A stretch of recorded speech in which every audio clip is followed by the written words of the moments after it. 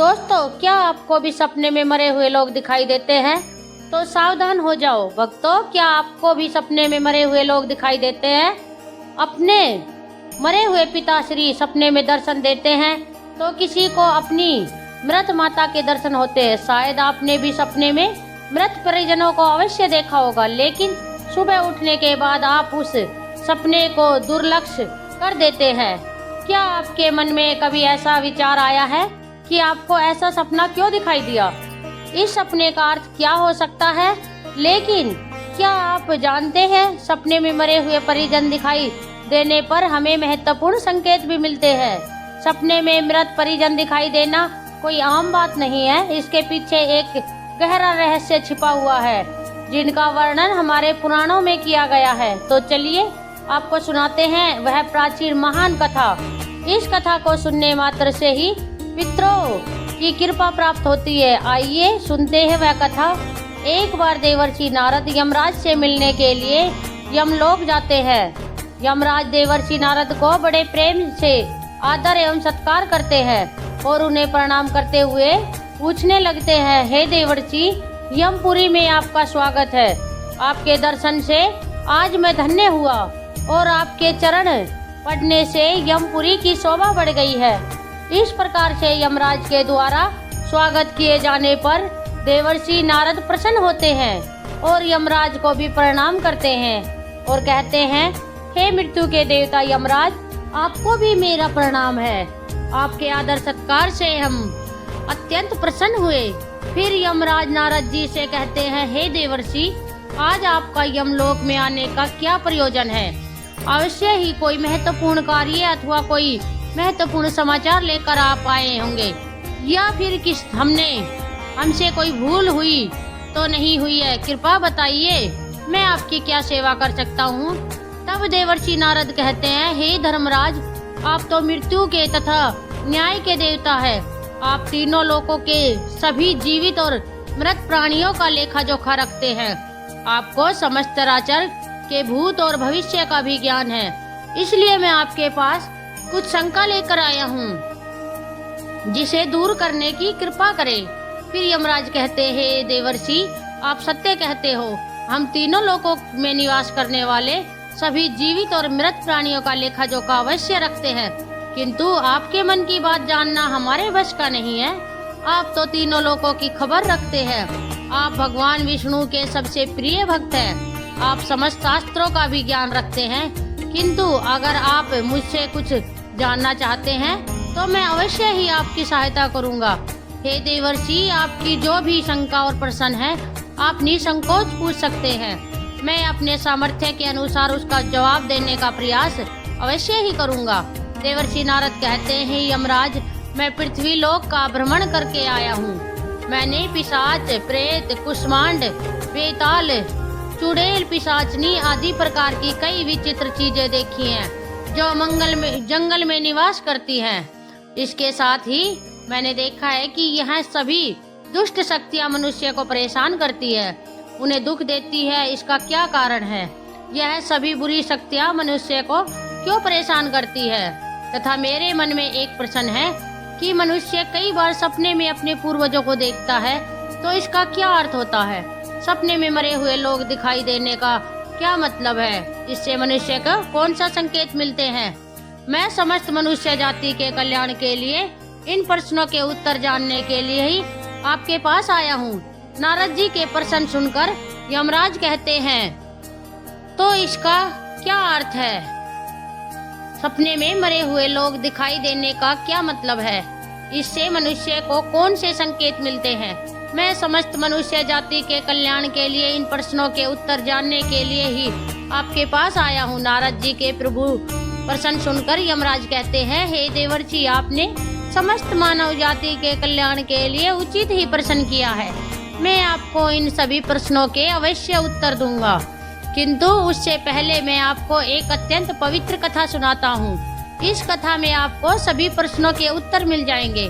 आप इस कथा को ध्यान से अवश्य सुने।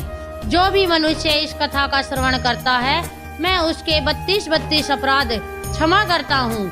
तब नारद जी कहते, हे धर्मराज, आप मुझे वह महान कथा सुनाइए मैं इसे ध्यान से सुनूंगा। तो फिर यमराज देवर्षि नारद को यह महान कथा सुनाते हैं। तो चलिए आपको वो कथा सुनाते हैं। आप सभी इस कथा को ध्यान से सुनिए। एक समय की बात है, मध्य देश में एक अत्यंत शोभ्यमान नगरी थी, जहाँ पर एक सेठ अपने 4 भाइयों के साथ निवास करता था। उस सेठ का नाम धर्मन था। उसके 4 भाई सुमन, नंदन, विलोचन और विधान थे। सेठ और उसके सभी भाइयों का विवाह हो चुका था और सभी बड़े प्रेम से एक साथ एक दूसरे के साथ रहते थे। सेठ के पास किसी चीज की कोई कमी नहीं थी। वो और उसके भाई बहुत मेहनती थे और मिलजुल कर व्यापार और खेती करते थे। पूरे नगर में सेठ के जितना कोई धनवान नहीं था। यह सारी संपत्ति सेठ को अपने उसके पूर्वजों से ही प्राप्त हुई थी। सेठ के पूर्वज महादानी और दयावान थे। वे सभी दान धर्म और अनेक प्रकार के यज्ञ हवन आदि धार्मिक कार्य किया करते थे। किंतु सेठ कंजूस स्वभाव का था और उसके अंदर पूर्वजों के लक्षण नहीं थे। सेठ ना दान कर धर्म करता था और ना ही यज्ञ तथा हवन आदि कार्य करता था। सेठ ने धन तो बहुत इकट्ठा किया था, किंतु उसने कभी अपने धन का सदुपयोग नहीं किया। उसने कभी किसी को फूटी कोड़ी भी दान में नहीं दी और ना ही उसने कभी दूसरों को भोजन कराया। सेठ के पूर्वज तो मंदिरों में भंडारा दिया करते थे, गरीबों को वस्त्र तथा अन्न का दान किया करते थे। लेकिन सेठ ने अपने पूर्वजों का कभी अनुसरण नहीं किया। वो हमेशा ही धन कमाने में और धन का संचय करने में लगा रहता था, जिससे उसके पास बहुत सारी धन संपत्ति तो हो गई, लेकिन उसके पूर्वज उससे बहुत दुखी और नाराज हो गए। फिर पितृपक्ष आया। पितृपक्ष में सभी पूर्वज अपने पुत्रों के द्वारा श्राद्ध और तर्पण की अपेक्षा कर रहे थे, किंतु उनके किसी भी पुत्र ने ना अपने पूर्वजों के लिए श्राद्ध किया और ना ही तर्पण किया। उन्होंने ना दान धर्म किया और ना ही किसी भूखे प्राणी को भोजन कराया। अपने पुत्रों की ऐसी दुष्टता देखकर सभी पितृगण अत्यंत दुखी हुए। सेठ के पूर्वजों को अपने पुत्र का व्यवहार ठीक नहीं लगता था। इसी कारण वे पितृक में भी दुखी ही रहा करते थे। धन कमाने के लालच में सेठ इतना उन्मत्त हो गया कि वह अपने पूर्वजों को भी भूल गया और उसने अपने पूर्वजों का श्राद्ध तथा तर्पण आदि कार्य करना भी बंद कर दिया, जिससे उसके पूर्वजों की आत्मा की तृप्ति नहीं होती थी। वे अपने पुत्र के ऐसे व्यवहार से दुखी रहने लगे। फिर एक दिन उस सेठ के पूर्वज चर्चा करते हैं। वे एक दूसरे से कहने लगते हैं, हमारा बड़ा ही दुर्भाग्य है जो हमारे कुल में इतने स्वार्थी और लालची पुत्रों का जन्म हुआ है। हमारे पुत्र ना हमारे लिए श्राद्ध करते हैं और ना ही दान धर्म करते हैं। हमारे पुत्रों के कुकर्मों के कारण हमारा पतन हो रहा है। इस प्रकार से विचार करके वे सभी पितर अपने पुत्रों से मिलने के लिए जाने के विषय में सोचने लगते हैं और कहते हैं, हमें यमराज के पास जाना चाहिए। अब वही हमारी समस्या का समाधान कर सकते हैं। हम सभी यमराज के पास जाकर उनसे हमारे पुत्रों को मिलने के लिए जाने की अनुमति मांगेंगे। फिर सभी पितृगण आकाश मार्ग से उतरते हुए पितृक से यमलोक में यमराज के पास जाते हैं। वहाँ पर जाकर वे सभी यमराज को नमस्कार करते हैं। पितृगणों को यमपुरी में आया हुआ देखकर यमराज भी उनका स्वागत करते हैं और उनके आने का कारण पूछते हैं। तब सभी पितृ हाथ जोड़कर अपना दुख बताने लगते हैं। वे सभी पितृ यमराज से कहते हैं, हे धर्मराज, हमारे पुत्रों की मति भ्रष्ट हो गई है।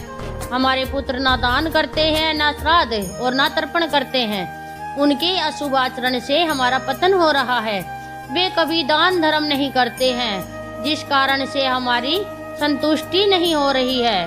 कृपा आप हमें हमारे पुत्रों से मिलने के लिए एक बार जाने दें। हम हमारे पुत्रों को समझाकर लौट आएंगे। उन्हें शास्त्रों का ज्ञान देकर फिर से यमलोक लौट आएंगे। तब यमराज ने उन्हें आज्ञा देते हुए कहा, हे महात्माओं, तुम अपने पुत्रों से मिलने के लिए प्रत्यक्ष तो नहीं जा सकते, किंतु तुम अपने पुत्रों को सौपन के माध्यम से संकेत अवश्य दे सकते हो।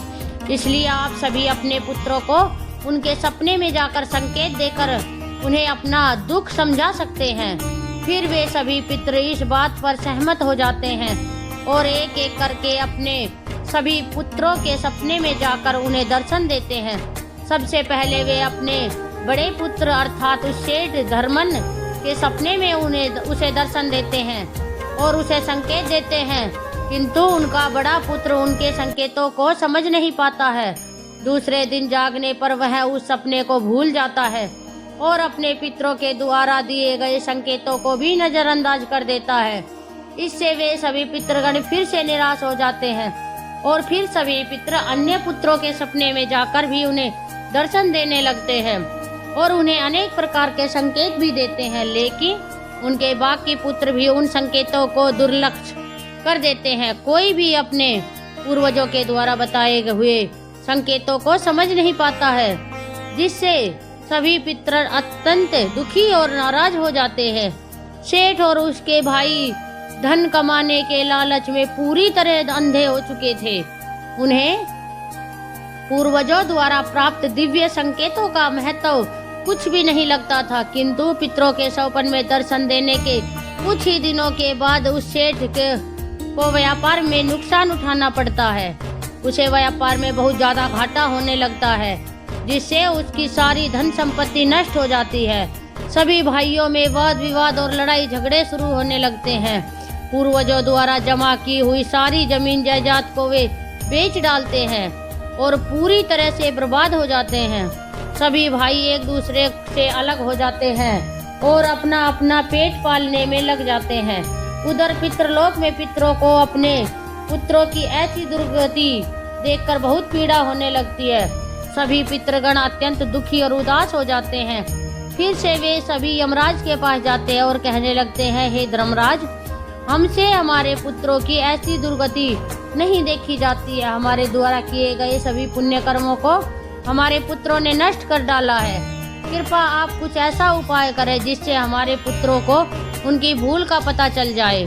फिर यमराज उन पितरों से कहते हैं, हे महात्माओं, तुम्हारी इस व्यथा को मैं समझता हूँ। मैं तुम्हारी अवश्य ही सहायता करूँगा। मैं स्वयं तुम्हारे पुत्रों के पास जाकर उन्हें उनकी भूल के बारे में बताता हूँ। फिर यमराज अपने भैंसे पर सवार होकर पृथ्वीलोक पर जाते हैं और उस सेठ के घर की तरफ जाने लगते हैं।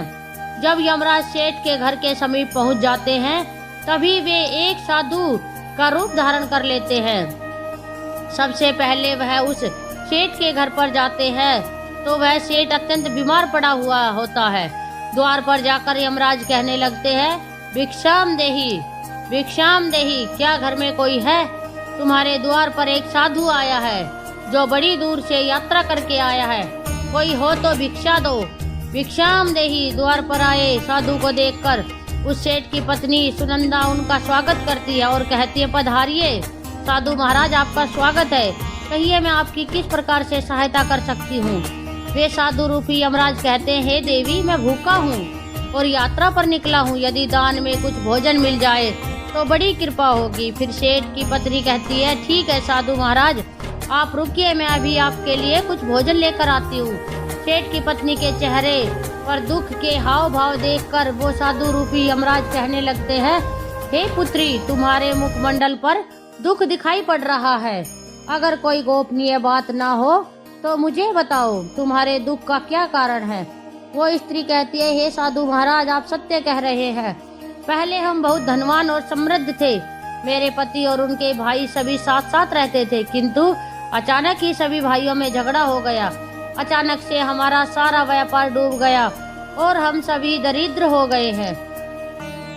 यह किस दोष के कारण हुआ है? कृपा आप हमें बताइए। तब साधु कहता है, हे पुत्री, तुम्हारे घर में पितृदोष है, इस कारण से तुम्हारे पति की यह दशा हुई है।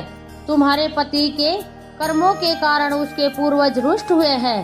साधु की बात सुनकर वो सेठ वहाँ पर आता है और साधु से पूछने लगता है, हे साधु महाराज, कृपा मुझे बताइए, मैंने ऐसा कौन सा पाप किया है जो मेरा सब कुछ बर्बाद हो गया? मेरे भाई भी मुझसे छोड़कर चले गए और मैं बीमार पड़ गया। तब वे साधु कहते हैं, हे पुत्र, तुमने अपने पूर्वजों को नाराज किया है। तुम्हारे पूर्वजों ने जो संपत्ति और पुण्य अर्जित किया था उसे तुमने और तुम्हारे भाइयों ने नष्ट कर दिया। इसी कारण से तुम्हारी यह दुर्गति हुई है। तुम लोगों ने अपने पितरों का श्राद्ध नहीं किया, उनका तर्पण नहीं किया। इसी कारण से तुम्हारे सभी पूर्वज तुमसे रुष्ट हो गए हैं। तुम्हारे पूर्वजों ने सपने में आकर तुम्हें कई महत्वपूर्ण संकेत दिए थे, किंतु तुमने उन संकेतों को दुर्लक्ष्य कर दिया और अपने पूर्वजों को अपमानित किया है। यही कारण है कि तुम्हारा सारा वैभव नष्ट हो चुका है। इस प्रकार से उस साधु के द्वारा बताने पर उस सेठ को सब कुछ पता चल जाता है। उसे याद आता है कि उसके सपने में उसके पूर्वजों ने उसे दर्शन दिए थे। वो सेठ उस साधु से कहता है, हे साधु महात्मा, आप सत्य कह रहे हैं। हमारे पूर्वजों ने हमें सपने में दर्शन अवश्य दिए थे, किंतु हम उनके द्वारा दिए गए संकेतों को समझ नहीं पाए। कृपया मुझे सपने में पूर्वज को देखने पर क्या संकेत मिलते हैं, इस बारे में बताइए। फिर वे साधु कहते हैं, हे पुत्र, अब तुम ध्यान से सुनो। मैं तुम्हें सपने में पूर्वज दिखाई देने पर मिलने वाले संकेतों के बारे में बताता हूँ। साधु रूपी यमराज कहते हैं, हे पुत्र, यदि पितरों का उद्धार नहीं होता है तो वे प्रेत योनि में ही मृत्यु लोक पर भटक रहे होते हैं। वे भूख प्यास से व्याकुल होकर अपने परिवारजनों के घर में प्रवेश करते हैं। सुनो, अब मैं तुम्हें उन सभी संकेतों के बारे में बताता हूँ जो तुम्हें ध्यान में रखने चाहिए। यमराज ने साधु के वेश में सेठ को बताया, यदि तुम अपने सपने में अपने पूर्वजों को भूख और प्यास से व्याकुल देखते हो तो यह संकेत अत्यंत महत्वपूर्ण है। इसका तात्पर्य यह है कि तुम्हारे पितृ अभी भी प्रेत योनि में भटक रहे हैं। इसका कारण यह है कि उनके लिए उचित रूप से श्राद्ध कर्म और तर्पण नहीं किया गया है। वे अब भी अपने परिवार से आहार और जल की प्रतीक्षा कर रहे हैं। यह स्थिति तब उत्पन्न होती है जब पूर्वजों का तर्पण समय पर नहीं किया जाता या जब श्राद्ध की प्रतिक्रिया को पूरी श्रद्धा से नहीं निभाया जाता। तुम्हारे पूर्वज सौपन के माध्यम से अपनी पीड़ा व्यक्त कर रहे हैं ताकि तुम उनकी स्थिति को समझो और उनके लिए आवश्यक धार्मिक अनुष्ठान कर सको। इस समस्या का समाधान यही है कि अपने पितरों के लिए विधि पूर्वक श्राद्ध कर्म और तर्पण किया जाए। सेठ को और स्पष्ट करते हुए यमराज बोले, अगर तुम्हें अपने सपने में मृत पूर्वज जंजीरों में बंधे हुए दिखाई देते हैं तो यह अत्यंत चिंता का विषय है। यह संकेत इस बात का प्रतीक है कि तुम्हारे पितृ किसी बंधन में हैं और उन्हें मुक्ति नहीं मिल पा रही है। यह स्थिति तब उत्पन्न होती है जब उनके श्राद्ध या तर्पण समय पर नहीं किए जाते या उनके लिए आवश्यक धार्मिक कृत्य अधूरे रहते हैं। यह दर्शाता है कि पितरों की मुक्ति में बाधाएं उत्पन्न हो रही है। इस समस्या का समाधान भी यही है कि तुम दान, श्राद्ध और तर्पण का आयोजन करो ताकि पितरों की आत्मा को शांति मिल सके और वे अपने बंधनों से मुक्त हो सके। यमराज ने गंभीरता से कहा, अगर तुम्हारे पूर्वज सपने में मैले और फटे पुराने वस्त्र पहने हुए दिखाई दे तो यह अत्यंत अशुभ संकेत है। यह इस बात का प्रतीक है कि तुम्हारे पितृ अत्यधिक दुखी और पीड़ित है। वे प्रेत योनि में भटक रहे हैं और उनकी आत्मा को शांति प्राप्त नहीं हो पा रही है। यह तब होता है जब उनके लिए श्राद्ध कर्म, तर्पण और पिंडदान नहीं किया जाता है। इसलिए जब भी इस प्रकार का सपना आए, अपने पूर्वजों की आत्मा की शांति के लिए तुरंत पिंडदान और तर्पण करना अनिवार्य होता है। सेठ से बात करते हुए यमराज ने समझाया, अगर तुम्हारे पूर्वज सपने में तुमसे कुछ मांगते हुए दिखाई दे तो यह इस बात का संकेत है कि उनकी कोई अधूरी इच्छा बाकी रह गई है। उनके जीवन काल की कोई अभिलाषा अधूरी रह गई थी जो उन्हें मुक्ति प्राप्त करने में बाधा डाल रही है। ऐसे सपने में यह देखना महत्वपूर्ण है कि वे किस प्रकार की वस्तु की मांग कर रहे हैं। तुम्हें उस वस्तु की या उसकी समरूप चीज का दान करना चाहिए ताकि उनके अधूरे कार्य पूर्ण हो सके और उनकी आत्मा को शांति प्राप्त हो सके। जब उनकी इच्छाएं पूरी हो जाती है तो वे प्रेत योनि से मुक्ति पा लेते हैं। यमराज ने सेठ की ओर देखते हुए कहा, यदि सपने में तुम्हारे पूर्वज तुम्हारे सर पर हाथ फेरते हुए दिखाई दे तो यह अत्यंत शुभ संकेत होता है। इसका अर्थ यह है कि तुम्हारे पूर्वज तुमसे अत्यधिक प्रसन्न हैं और तुम्हें अपना आशीर्वाद दे रहे हैं। ऐसे सपने इस बात का प्रतीक होते हैं कि तुम्हारे जीवन में कुछ अच्छा होने वाला है और तुम्हारे पूर्वज सदैव तुम्हारे साथ रहकर तुम्हारी रक्षा कर रहे हैं। यह संकेत तुम्हारे पितरों की प्रसन्नता का प्रतीक है जो उनके आशीर्वाद के रूप में प्रकट हो रहा है। यमराज ने समझाया, अगर तुम्हारे पूर्वज सपने में तुम्हारी ओर हाथ बढ़ाते हुए दिखाई दे तो यह अत्यंत शुभ संकेत है। इसका अर्थ यह है कि तुम्हारे पितर तुम्हारे प्रयासों से संतुष्ट है और तुम्हें जीवन में सफलता मिलेगी। ऐसे सपने देखना यह दर्शाता है कि तुम्हारे पितर तुम्हारे साथ है और वे तुम्हारी उन्नति और सफलता के लिए आशीर्वाद दे रहे हैं। इस प्रकार के सपने आने पर तुम्हें यह सुनिश्चित करना चाहिए कि तुम सही मार्ग पर चल रहे हो। यमराज ने चिंतित स्वर में कहा, यदि सपने में तुम्हारे पूर्वज अचानक अदृश्य हो जाते हैं तो यह एक अशुभ संकेत होता है। इसका अर्थ है कि तुम्हारे जीवन में कोई संकट आने वाला है और तुम्हें सावधान हो जाना चाहिए। यह सपना इस बात का सूचक है कि निकट भविष्य में कोई बड़ी कठिनाई तुम्हारे सामने आने वाली है। ऐसे सपने से यह सीख मिलती है कि हमें मानसिक और आध्यात्मिक रूप से किसी भी आने वाले कष्ट के लिए तैयार रहना चाहिए। सेठ को और अधिक गंभीर होते हुए यमराज बोले, अगर सपने में तुम्हारे पूर्वज क्रोधित अवस्था में दिखाई दे तो यह इस बात का संकेत है कि वे तुमसे नाराज है। इसका अर्थ यह है कि तुम कोई ऐसा कार्य कर रहे हो जो उन्हें पसंद नहीं है और वे चाहते हैं कि तुम उस मार्ग को बंद कर दो। यह एक चेतावनी है कि तुम्हारे कर्मों में कोई कमी है और तुम्हें अपने मार्ग पर विचार करना चाहिए। इस प्रकार का सपना आने पर तुम्हें अपने कार्य की समीक्षा करनी चाहिए और सही मार्ग पर चलने का प्रयास करना चाहिए। यमराज ने दुखी भरे स्वर में कहा, अगर तुम अपने सपने में अपने पूर्वजों को रोते हुए देखो तो यह अत्यंत अशुभ संकेत है। यह इस बात का प्रतीक है कि तुम्हारे जीवन में कोई बड़ा संकट आने वाला है और तुम्हारे पूर्वज उस संकट से बहुत दुखी हैं। यह सपना इस बात की चेतावनी देता है कि तुम्हें सतर्क हो जाना चाहिए और ईश्वर की भक्ति में मन लगाना चाहिए ताकि संकट से तुम्हारी रक्षा हो सके। यमराज मुस्कुराते हुए बोले, यदि सपने में तुम्हारे पूर्वज स्वस्थ, प्रसन्न और तेजस्वी दिखाई दे तो यह अत्यंत शुभ संकेत है। इसका अर्थ है कि तुम्हारे पितरों को मुक्ति मिल चुकी है और वे तुमसे प्रसन्न हैं। ऐसे सपने इस बात का संकेत होते हैं कि तुम्हारे पितर तुम्हें आशीर्वाद दे रहे हैं और तुम्हारे जीवन में सुख, शांति और समृद्धि आने वाली है। यह संकेत यह दर्शाता है कि तुम सही मार्ग पर हो और तुम्हारी पूर्वज तुम्हारी प्रगति से संतुष्ट है। यमराज ने चेतावनी भरे स्वर में कहा, अगर पितृपक्ष के दौरान तुम्हें सपने में घोड़ा, हाथी, बैल या कोई विपरीत मनुष्य दिखाई दे तो यह इस बात का संकेत है कि तुम्हारे पितरों की मुक्ति नहीं हुई है और वे अभी प्रेत योनि में भटक रहे हैं। यह इस बात का भी संकेत है कि वे तुमसे अत्यंत दुखी है। ऐसे संकेत मिलने पर तुम्हें तुरंत पितरों की संतुष्टि के लिए दान और श्राद्ध करना चाहिए ताकि उनकी आत्मा को शांति मिल सके।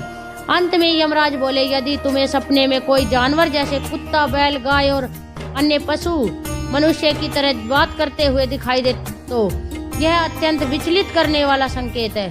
इसका अर्थ यह है कि तुम्हारे पितरों की आत्मा को शांति नहीं मिल रही है।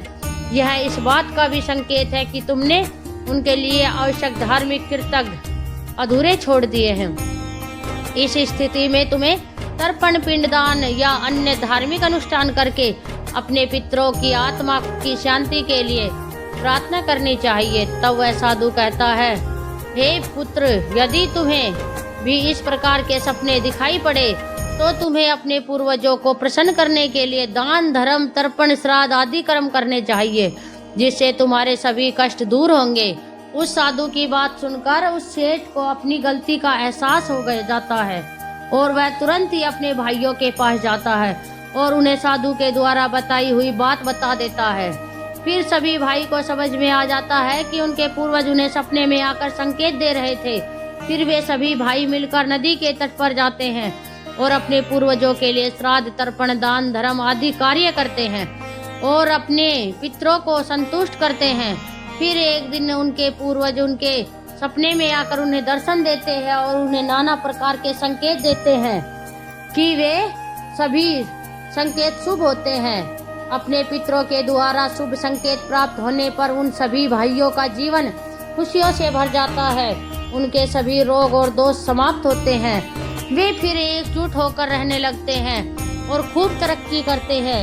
यमराज नारद जी से कहते हैं, हे देवर्षि, जब मनुष्य के पूर्वज संतुष्ट हो जाते हैं तब मनुष्यों को अनेक प्रकार के संकेत प्राप्त होते हैं। अब मैं तुम्हें उन शुभ संकेतों के विषय में बताता हूँ।